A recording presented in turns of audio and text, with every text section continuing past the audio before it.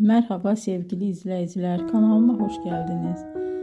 Bugün sizlere Hande Erçel'in kariyerinin yükseliş dönemine kısa bir yolculuk yapacağız. Hande Erçel televizyon dünyasına adım attığında henüz çok gençti. İlk rollerinden sonra asıl büyük çıkışını romantik komedi dizisi Aşk Laftan Anlamaz ile yaptı.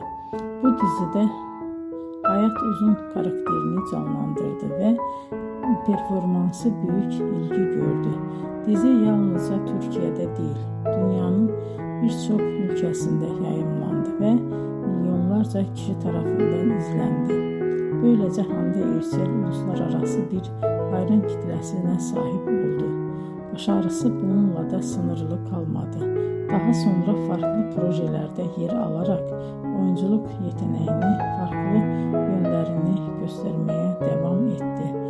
Bugün Hande Erçel Türkiye'nin en popüler oyuncularından biri olarak kabul ediliyor. Videoyu izlediğiniz için teşekkür ederim. Bir sonraki hikayede tekrar görüşmek üzere.